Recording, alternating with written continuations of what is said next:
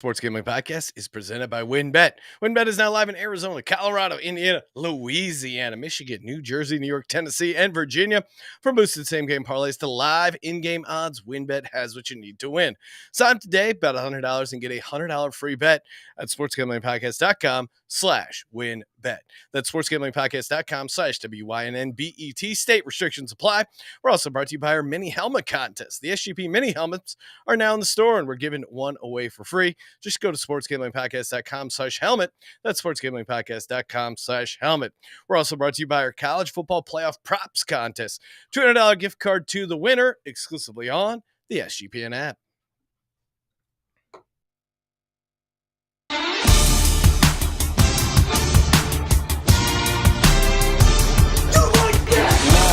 Cox. He's one of those guys who will get penetration.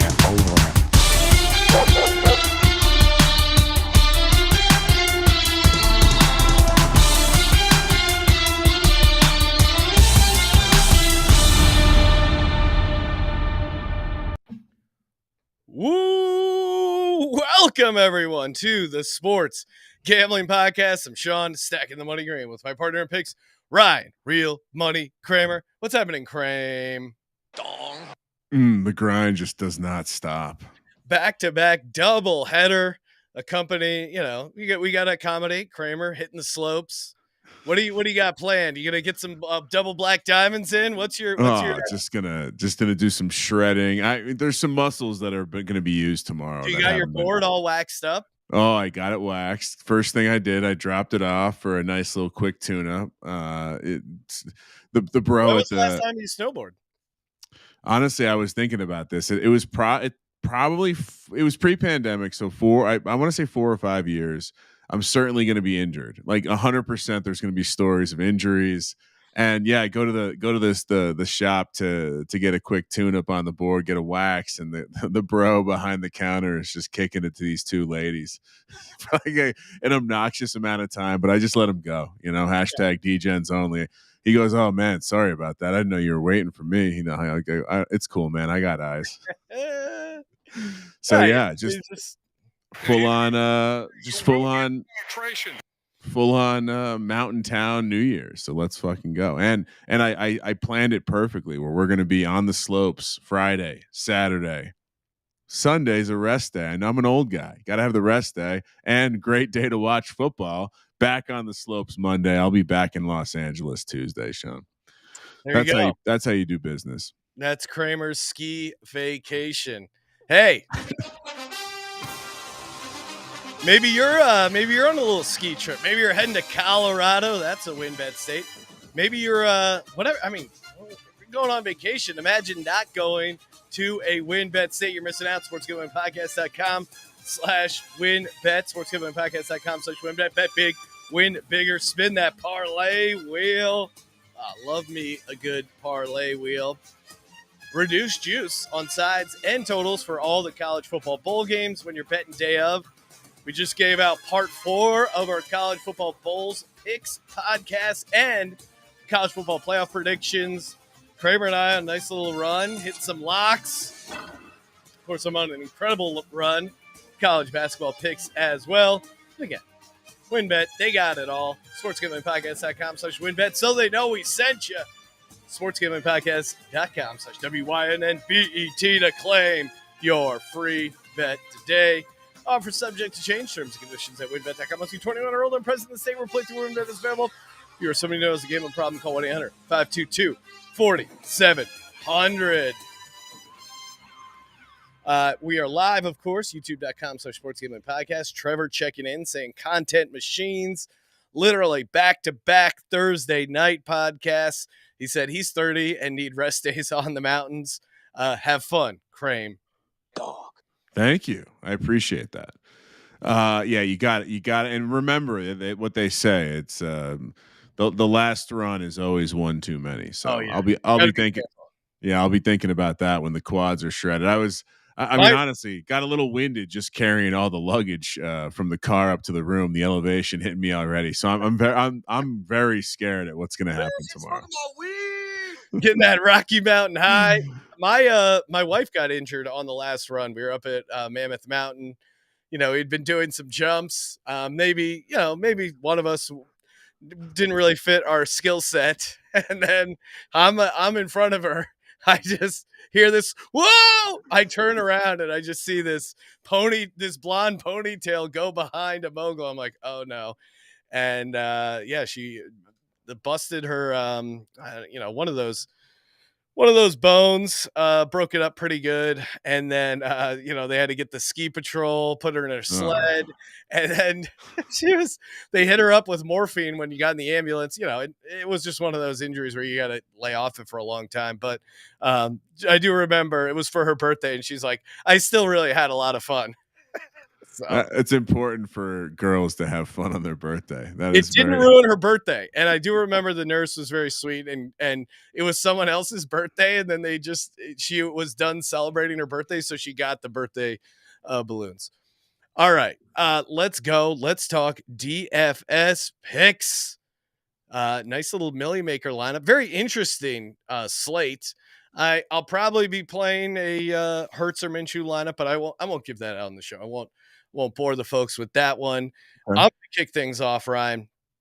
Probably chalky here with the quarterback, I would imagine, but who knows? He's pretty pricey. I get different elsewhere, but give me Justin Fields in a dome against the Detroit Lions. He's 7,900. He is one of the more expensive quarterbacks, but again, he had 157 rush yards, 2 touchdowns. The Lions struggle even at home against rushing quarterbacks. Jalen Hurts had a massive day against him, against the Lions defense. Like, they just don't show up defensively against Justin Fields or quarterbacks like him. So I think Fields is going to be going off 7,900. And I think Detroit's going to be able to put up points on them as well. I usually shy away from division games, but late, when you're factoring in weather and stuff, it's hard not to get some of these in there. Yeah, the weather shouldn't be a huge factor, but it's still nice to be inside. All right, I'm in the same game, Sean. I'll bring it back. Give me Jared Goff. This Chicago's the Bears defense has been willing to give up points just about anyone, even in like sub or negative conditions outside, cold. So now we're in a dome, pristine conditions, and the Lions offense pretty healthy right now. 5,600 only. Jared Goff, easy play. Yeah, I mean, for Jared Goff to win you $1 million, he's got to throw for like 3 touchdowns, probably. That's certainly in the realm of possibility against this Bears defense. Yeah, I mean, I as you know, Sean, I locked up the Lions this week.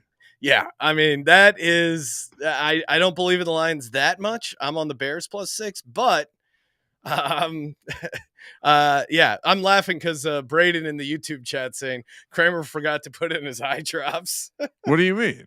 I'm smoking my weed. Oh, relax, dude. I was in the car for 8.5 hours. Get off my back. I mean, Jesus Christ. Talk to Braden. I'm not a narc. I'm just reading YouTube chat. You sound like a broad right now. Relax. For me, running back, I feel like I never play this guy. He can be hit or miss. Probably not an amazing season, but I love him in this situation. Give me Dalvin Cook. I think Justin Jefferson could be a somewhat popular play. He's catching a ton of attention. He had a massive game against Green Bay at home in the spaceship, but now they're going outdoors against a Green Bay defense that is really bad. I mean, I think they're 30th, 32nd in DVOA, rush DVOA. Give me Dalvin Cook. I think he could have a massive game here. Yeah, I like the angle. It feels like he's been due for a while. Yeah. Yeah. Right? Even his game against the Giants, 14 for 64, caught 3 passes, he was okay. Nothing crazy, but this just feels like a game where they might just want to pound the rock against Green Bay. So is it crazy to play Cam Akers this week?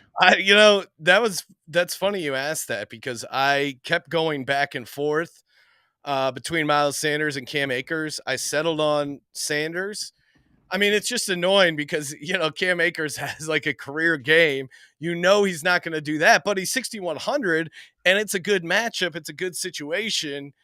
I don't know. The only reason not to take it is that he just had probably the best game of his life fantasy wise. You know what? Let's play it. It's a showcase. They don't want him on the team. I mean, they're increasing trade value. They're going to flop him for a pick. That obviously they don't have any draft picks. Like you can see this in the crystal ball already. It's a great move. So I think they do the same thing. If he gets 20 plus carries again against this Chargers defense, the way they I get that the Denver defense didn't play, like the Denver team quit. Denver defense didn't play great, obviously, but I don't know if they're as soft as that Chargers run defense. So yeah, I'm gonna go back to the well with Cam Akers, and I wonder if it will be a popular play or not. He certainly, it just seemed like a game that was easy to stack too. The battle for Los Angeles.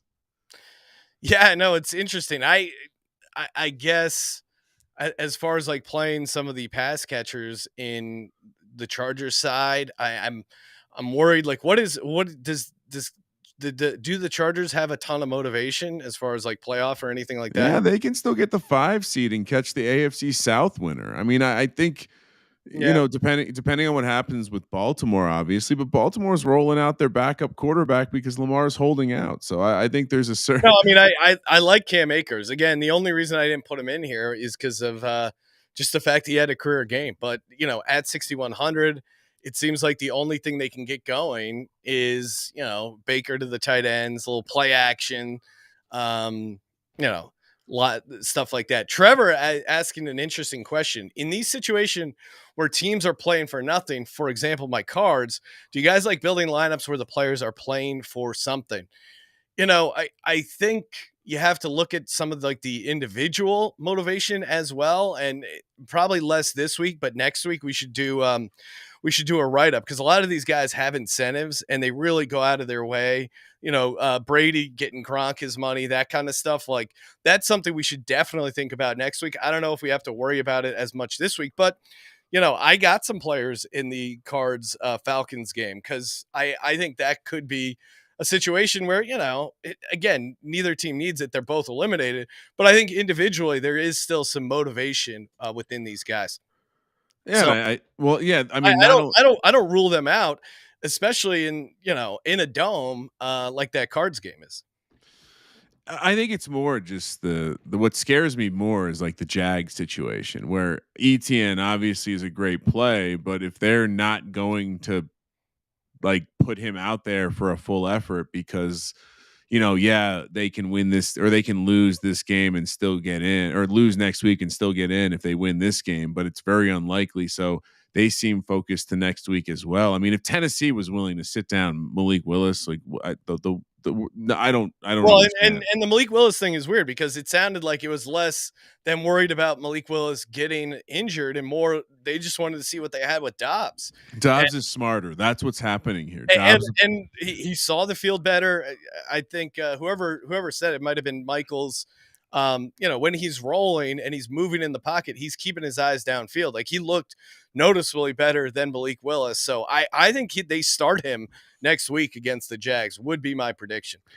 For me, my second running back, I'm going Miles Sanders, $5,900 against the Saints rushing defense. Saints rushing defense 22nd in rush DVOA, back-to-back road game for them.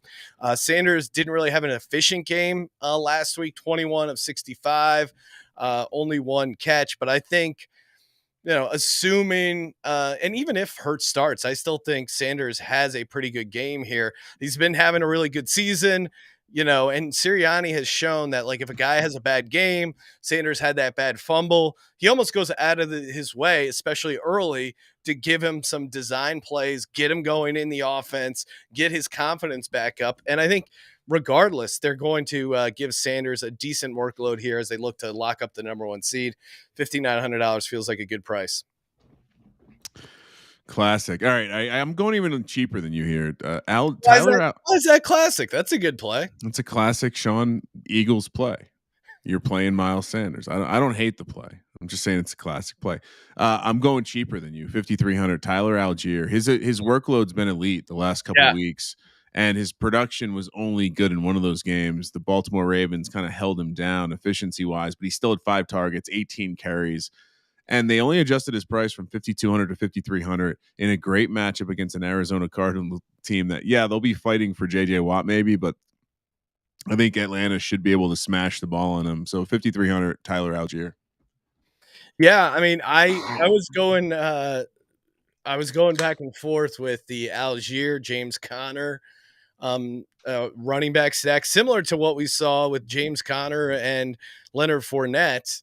I think you could see a similar game script, kind of an ugly game, but yeah, I went to the receivers because Colt McCoy, again, if Colt McCoy cleared concussion protocol, so I'm basing this pick on him playing. He is going to play. Yeah, if for whatever reason he does it, if McSorley plays, I'm not playing a pass catcher for the Cardinals. DeAndre Hopkins, $7,700. I mean, DeAndre Hopkins got embarrassed. The guy was super frustrated, and Colt McCoy can run this offense. I love DeAndre Hopkins to have a massive bounce back game against this Atlanta secondary. $7,700 in a dome. I think they're just, he's going to get like a dozen targets. So yeah, give me DeAndre Hopkins. Yeah, I started the lineup with him in there because Colt McCoy definitely likes looking there. And then I was like, are you getting too cute? Are you trying to play a Colt McCoy receiver right now? And so I got away from it, and I ended up not stacking Algier with anyone on the Arizona side. So maybe hopefully I'm not wrong there, but certainly Hopkins would be the guy. I mean, coming off was maybe one of the worst games of his career. Yeah. Last week, so love the bounce back spot, especially with the JJ Watts getting the team hyped up. Come on, 2 games left. Let's play hard. All right, wide receiver 1. Let me stack Jared Goff with the obvious one. Sun God, 7,800. Yeah, I also got Amon-Ra as my bring back. Gonna catch insane ownership, but for a reason. I mean, he's on pace to really just get a ton of yards after catch. Yeah, he's just he's a dominant slot receiver. The slot. How's the slot? Wide receiver. Yeah, third wide receiver. Ryan, you mentioned Tyler. Well, hold on. You've given out 2 receivers. Yes. I've only given out 1. Okay, give out your second. Yeah, get second one, double stack. DJ Chark still only 4,300. Yeah, it only needed 4 catches on 5 targets last week to get home with 17 points. So in a game against a team that's going to give opportunities down the field, team leader in ADOT, DJ Chark's going to scoop up some high value targets. Yeah, I mean, DJ Chark has just been he's been a great play. This is kind of where I'm getting different. I don't know if DeAndre Hopkins has a ton of ownership, and I don't know if Drake London catches a ton of ownership. You think, oh my God, you're playing someone, a Desmond Ridder pass catcher, but even in like an ugly game last week, he still had 9 targets, 7 catches, 96 yards. He seems like he's their entire passing offense, and that was outdoors in Baltimore. You bring him home, you put him against this Cardinals defense. I like him to produce here, and he's only $4,900. So I think this is a pretty good spot for him.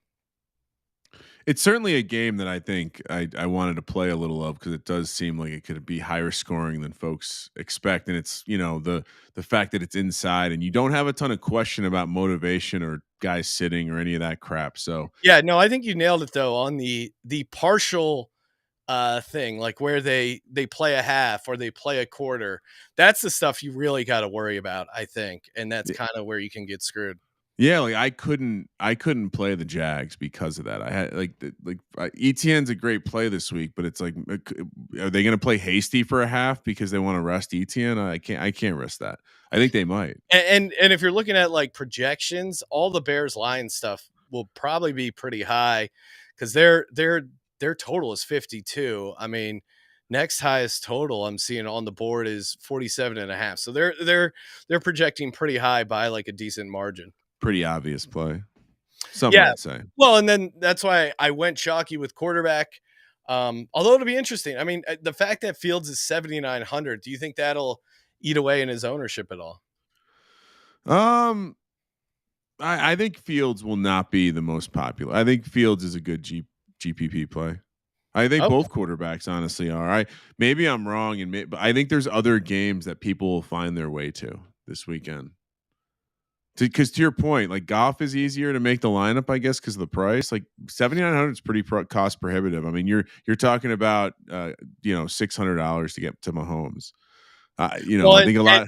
I think you also have to keep an eye on those San Francisco 49ers because, McCaffrey is perpetually banged up. They're a big, double-digit road favorite.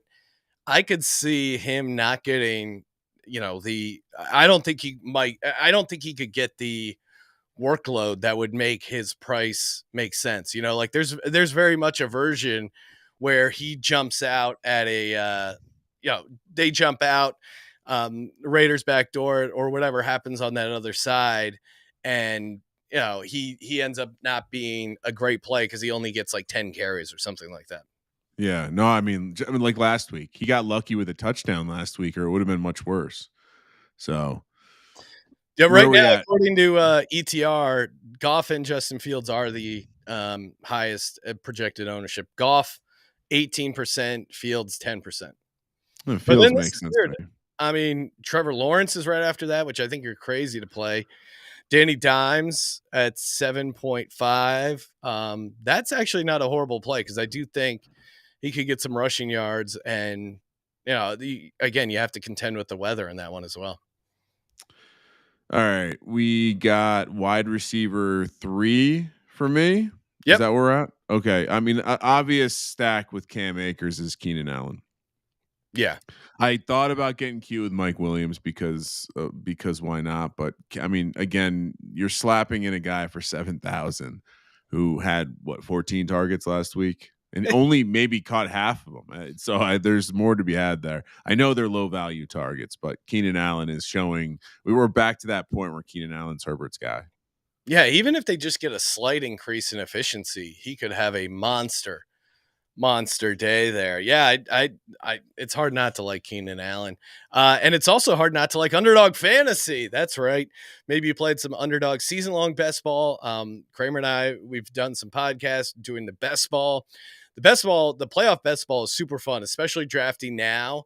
And if you want to go full DGen, you can start figuring out do a draft like in the afternoon games where maybe people haven't or the ADP hasn't been adjusted with who's going to be in the playoffs and who isn't. Ooh. And there's a lot of strategy too, like because you have to get past the first round. So if you load up on, let's say the Eagles end up locking up the number 1 seed, they get the bye. AFC is still kind of wide open, so you need enough players to get past the first round. There's a ton of strategy, super fun. And then they also have NBA and NHL daily games. If you're looking to get into fantasy, highly recommend Underdog. If you haven't gotten in there already, what are you waiting for? UnderdogFantasy.com, promo code SGPN, 100% deposit match up to $100. Underdog Fantasy, promo code SGPN. Kramer, for me, the tight end was one of the easier picks. $2,800. Going up against your Giants, Jelani Woods. I thought Nick Foles' guy was going to be Mo Alley Cox, former basketball player. It seems like Jelani Woods is the guy. Jelani Woods got 5 targets, 3 catches, 41 yards. Again, the Giants just gave TJ Hawkinson a career game. Foles really goes out of his way, at least in the small sample size, to target Jelani Woods. And at only $2,800, love the value. Look at you fading my Giants with a tight end. Hawkinson got lucky. I don't know how they didn't overturn that one touchdown. It was such bullshit. It was the same exact play. The interception they overturned for the Giants. The ball like rubbed on the ground, just like the ball rubbed on the ground when Hawkinson was laying in the eye. It just didn't make any sense to me. All right, I'm actually bringing it back. I'm bringing my Jared Goff double back with a tight end. Cole Kmet has gotten very, very steady workload. I know it's not always been super efficient, but there was that stretch in the season when he scored 1 touchdown, 2 touchdowns, 2 touchdowns, and holy shit, one of those games was against the Detroit Lions. He had 7 targets, 4 catches, 2 touchdowns. He's been having those 6, 7, 5 target games, so perhaps he finds the end zone once, twice would be nice. Cole Kmet, 4,500. And And I just want to apologize to the audience, Ryan, as the tight end specialist, to not be on Shane Zylstra, however you pronounce his last name, the Detroit Lion tight end who had 5 catches and 3 touchdowns against Oh, the Panthers. That's all on me.